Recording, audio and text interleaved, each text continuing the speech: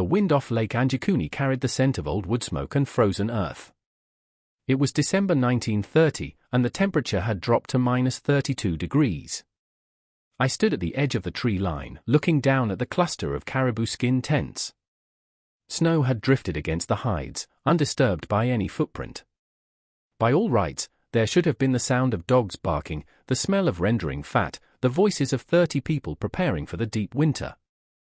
Instead, there was only the sound of the wind moving through the empty flaps. A single iron cooking pot hung over a hearth of blackened stones, the fire beneath it dead for weeks. The people of Anjikuni had not packed up and moved on.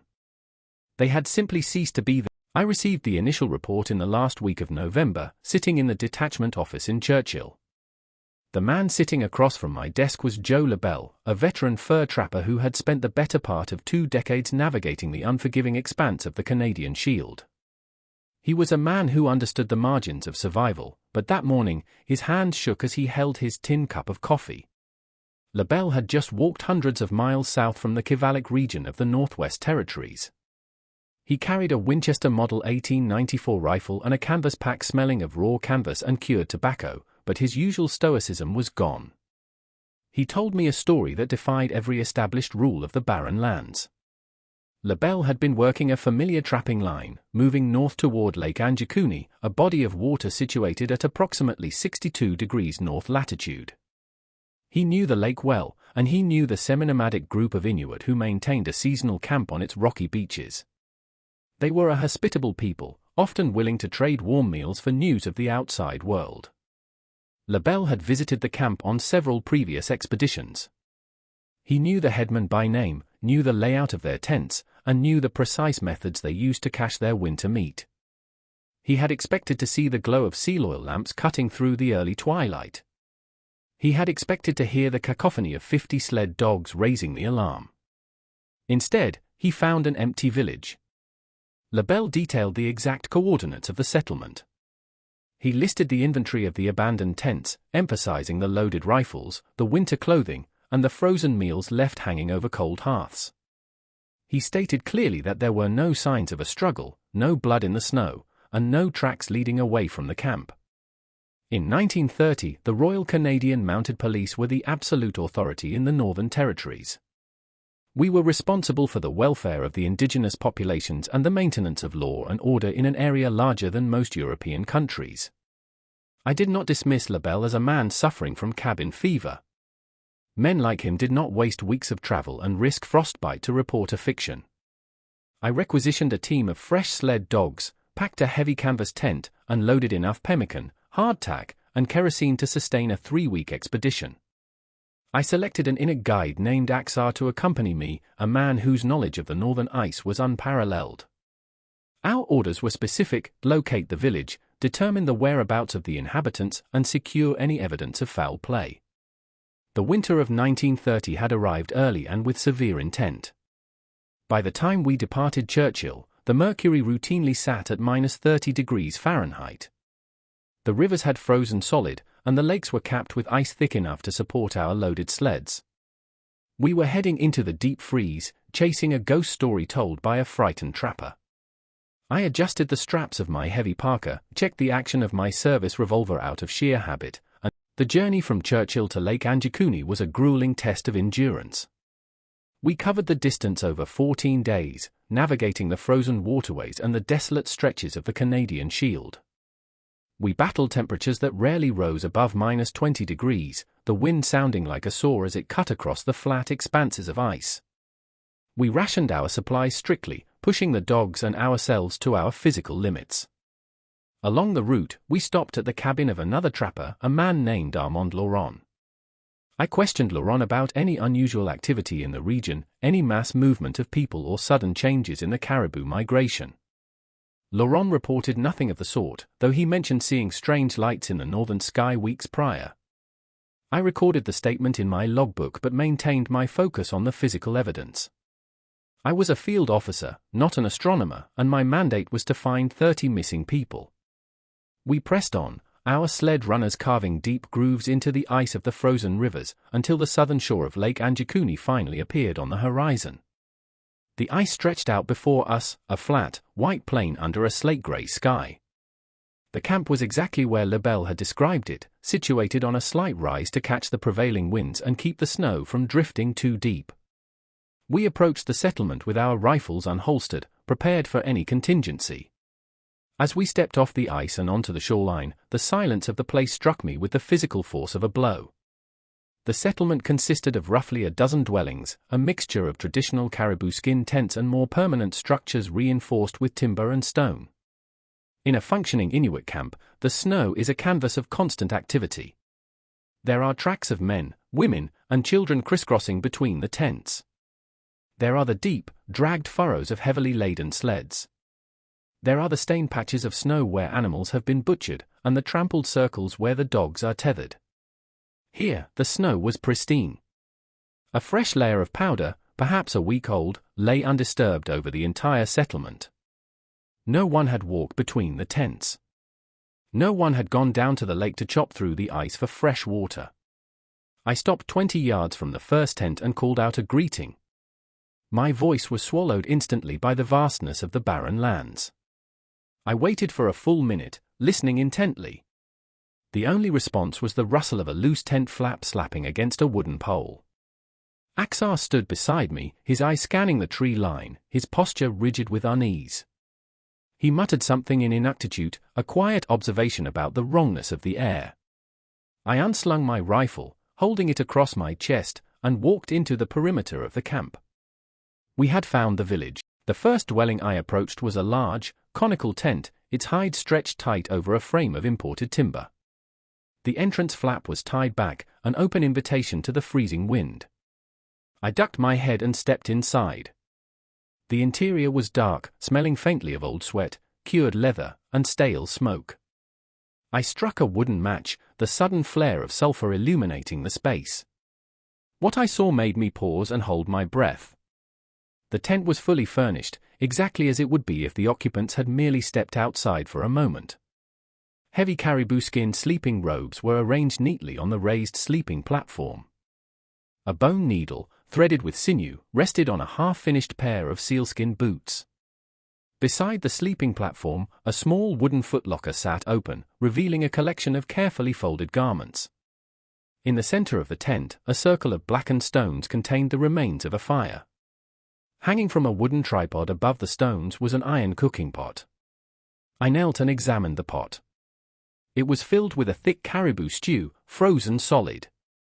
The surface of the stew was covered in a layer of white frost, indicating it had been cold for a significant amount of time. I touched the ashes in the hearth. They were completely cold, packed down by the ambient humidity that had frozen into the dirt. The pattern repeated itself with unnerving consistency throughout the settlement. I moved from tent to tent, my initial apprehension hardening into a cold, methodical dread. I documented the contents of each dwelling with the practiced eye of a man who knew the precise value of survival gear in the Arctic.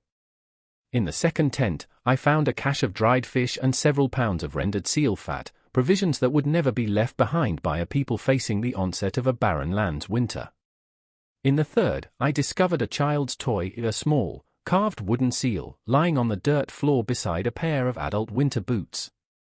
The boots were essential. To walk out into the tundra in November without heavy winter footwear was a guaranteed death sentence.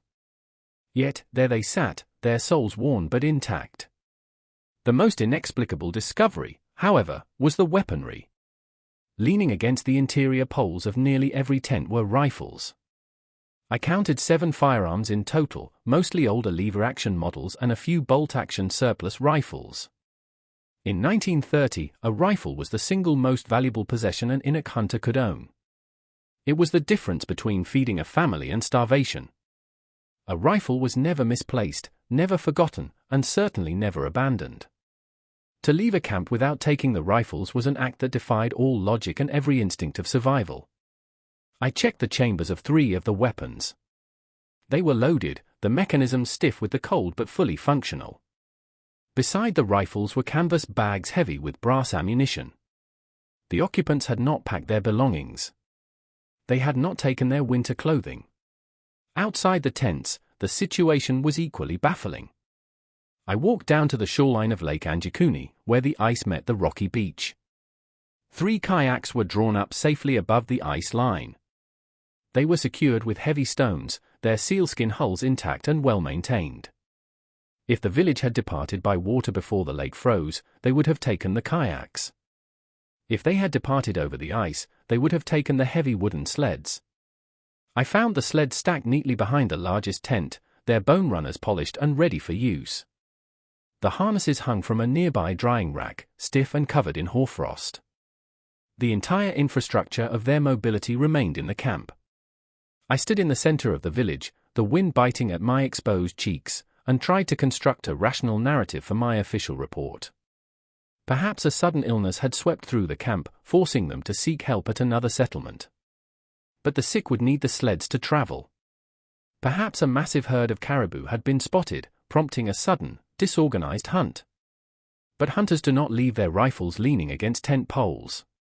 The physical evidence pointed to a single, impossible conclusion: 30 men, women, and children had walked out of their homes in the middle of a winter day, leaving behind their food, their shelter, their weapons, and their transportation. The snow held no answers. The fresh powder had erased whatever tracks might have existed, leaving the camp an isolated island of abandoned human endeavor. Axar joined me in the center of the camp. He had been inspecting the meat caches, heavy piles of stone designed to protect the winter food supply from wolverines and wolves. He reported that the caches were full. The village had enough meat to last through the darkest months of the year. They were not starving. They were not desperate. They were prepared for the winter. I pulled my notebook from my heavy coat and began to sketch the layout of the camp, marking the location of each tent, each sled, and each rifle. I noted the exact coordinates, the temperature, and the barometric pressure. I was a field officer, and when faced with the inexplicable, I relied on the methodical recording of facts. But the facts of Anjikuni Lake refused to assemble into a coherent picture. We were standing in a settlement that possessed every tool necessary to sustain human life in one of the most hostile environments on Earth, yet the human life was entirely absent. I looked out across the frozen expanse of the lake, searching the horizon for any sign of movement, any column of smoke, any indication that the villagers were out there. There was nothing but the vast, indifferent white of the barren lands. We had documented the camp, but there was one final element that Labelle had reported, an Inuit settlement of this size would maintain at least 30 to 40 sled dogs. They were the engines of the Arctic, loud, aggressive, and constantly demanding attention. Their absence was the loudest silence in Anjikuni. I directed Axar to help me walk the perimeter of the camp, widening our search pattern into the sparse stands of black spruce that offered a meager windbreak. Approximately 300 yards from the main cluster of tents, I noticed a series of unnatural mounds beneath the snow. The mounds were arranged in a rough circle, tethered to a series of deep-driven wooden stakes. I retrieved a small folding shovel from my pack and began to dig through the hard-packed crust. 18 inches down, the blade of the shovel struck something solid. I cleared the snow away with my gloved hands, revealing the frozen carcass of a husky.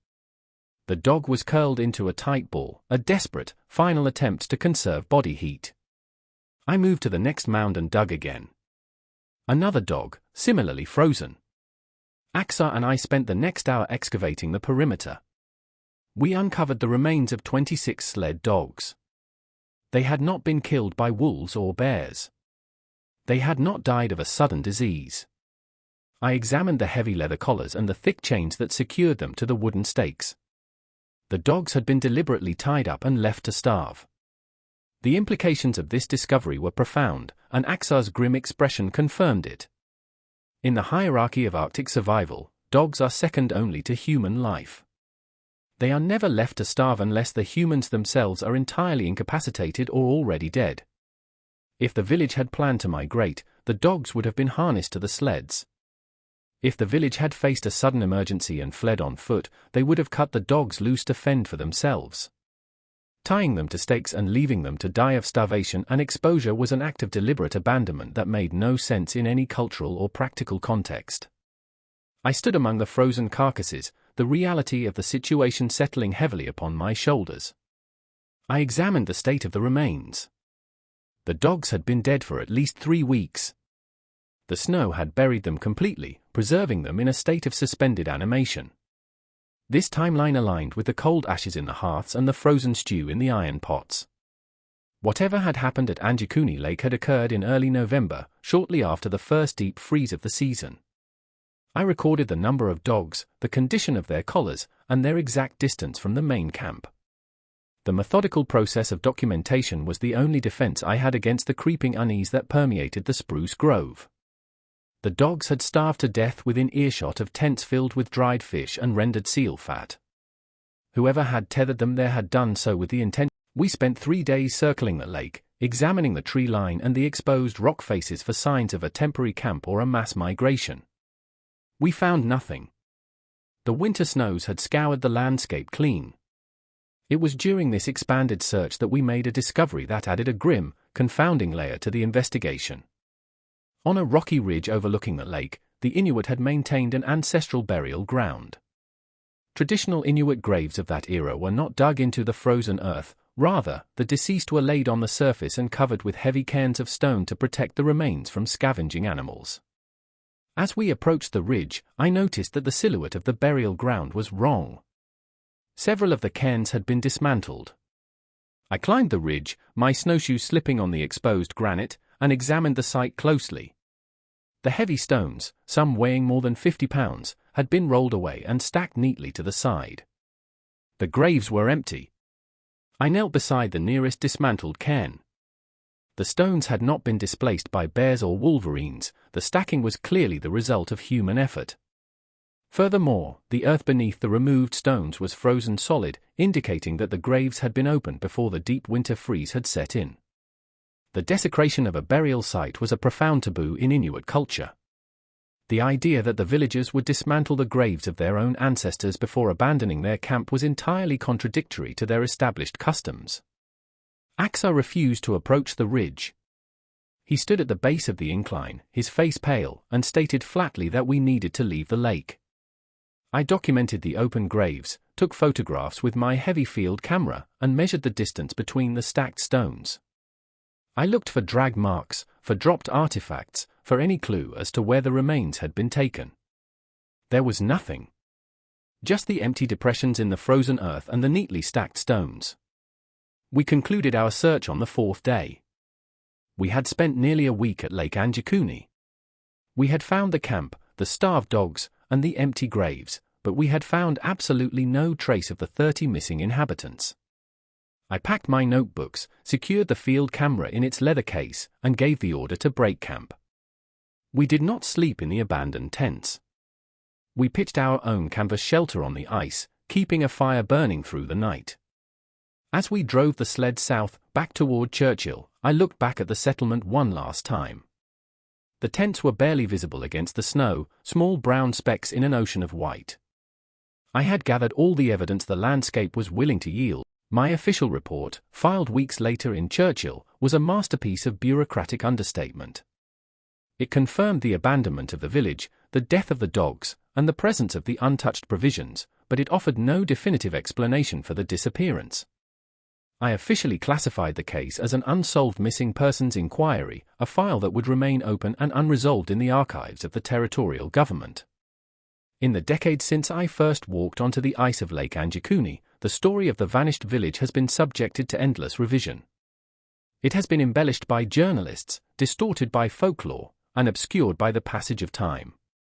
Some later accounts claimed the RCMP denied the event entirely, suggesting Joe Labelle had invented the story for notoriety. But my original logs, the telegraph transcripts, and the photographs I took on that ridge tell a different, more stubborn truth. The core facts of the Anjikuni incident remain anchored in the historical record, unyielding and unexplained. 30 people vanished from a remote shore in the Northwest Territories. They left behind the essential tools of their survival, their rifles, their winter clothing, their food caches, and their transportation. They tethered their dogs to wooden stakes and left them to starve, an act that defies every principle of Arctic life. They departed without leaving a single track in the snow, and they were never seen at any other settlement, trading post, or camp in the Canadian North. When I review my files, I do not look for lights in the sky or supernatural interventions. I look at the inventory of the abandoned tents. I look at the bone needle left mid-stitch in a piece of caribou hide. I look at the iron pot hanging over a cold hearth. These are not the artifacts of a planned migration. They are the frozen echoes of an interruption. Something occurred on the shores of that lake in November 1930 that caused an entire community to walk away from their lives, stepping out into a lethal environment without the means to survive it. The terrain of the Kivalliq region is vast, indifferent, and perfectly capable of swallowing a group of 30 people without a trace. Whether they walked out onto the thin ice of the lake and broke through, or whether they marched into the tundra and succumbed to the elements, the landscape has kept their secret. The tents have long since rotted away, the wooden poles scattered by the wind. The iron pots have rusted into the earth. The site at Anjikuni Lake is empty once again, reclaimed by the snow and the silence of the barren lands.